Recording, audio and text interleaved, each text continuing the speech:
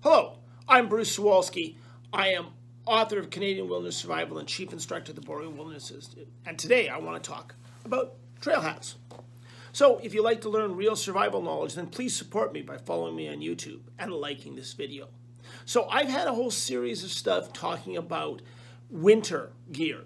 And this is part of my focus on survival gear. I am now refocusing as it's spring on a little bit of stuff we need on the trail. In other words, what kind of trail clothing and equipment are we going to have?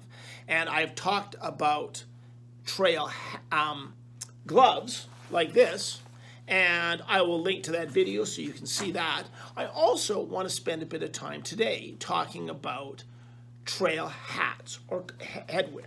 And of course, I'll start with the most common one, which is what I just had on, which is a ball cap. And so what does that do? Not much. It's got a little bit of a brim. It's got a little bit of cotton on top. And once it soaks through, it's done. So as survival gear or gear that we want to use in case we have to survive, because this is what we're talking about here, what kind of gear can you wear that's going to make a difference? And what are the drawbacks? What are the good points? Why would you want to have it? So here, not a lot of good, you know. I can wander around camp in this one, a hat like this, but there's not a lot to be said about it. So most of the time, I take a very, very simple little hat, and that's this thing here. Looks kind of floppy. It's got a tie down so I can do it there. And the only thing this hat does for me is protects me from the wind and the sun. That's it. That's its one fundamental purpose. And you say, well, you know, that's pretty light, but one of the bonuses is I can just roll this in my pocket and put it away. Now, of course, you say, maybe in a hotter environment, you need a little bit better. So, I mean, I do have a better hat. There's my better hat there, right? You know, and it's not a bad hat, and it's a good trail hat. It's a little heavier, it's a little bulkier, and it's a little tighter, as a matter of fact, a little harder for me to do much, right?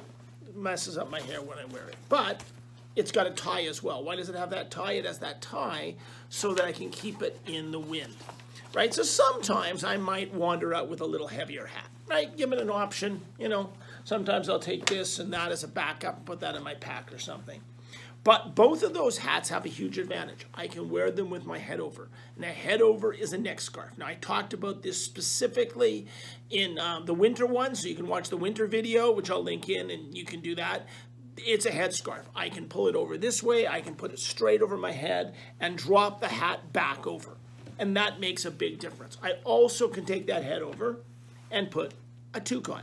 And in reality, if you're looking at essentially what I would take for headgear on a standard trip in the summer. A lightweight,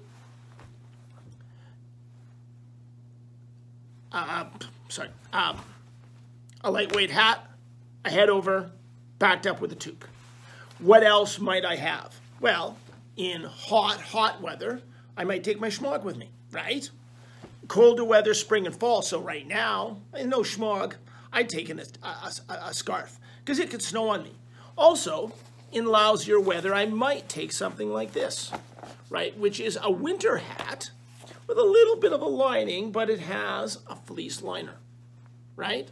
And so that little outdoor research hat can make a difference. And it's big enough, it's got ear flaps down and everything else, so it's kind of nice.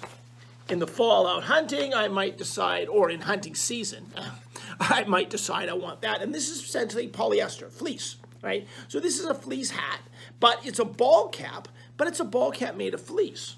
So essentially, when you look at these two, they're essentially the same, except this one passes the sniff test of being useful, which is it's got some flaps that go down, so I can I can cover my ears, and it works reasonably well and is made of fleece, and it's 100% polyester, so it passes the test of giving me some warmth. Plus, I can still wear it under here.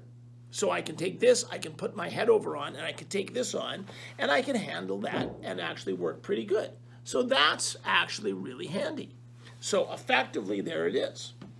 I could take something like this, a knit toque, But a fleece toque is a much better deal, and I've completely changed to fleece toques because they're much more comfortable, they dry a lot faster, they keep you a lot warmer, and they're really, really handy things to have, right? So, again, that's my standard headgear, a standard lightweight hat.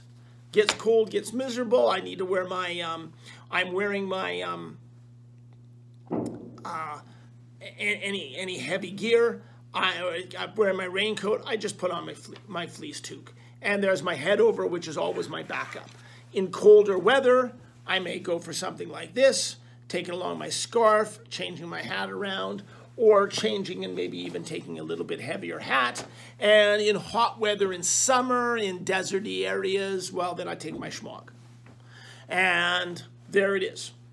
Again, does it make a difference? Absolutely makes a huge difference to have that kind of good headgear with you. And you have to take more than just that, right? It's nice to have a lightweight hat, and what you want to avoid completely is any cotton headgear because it's just not, it's going to be a bad thing to have.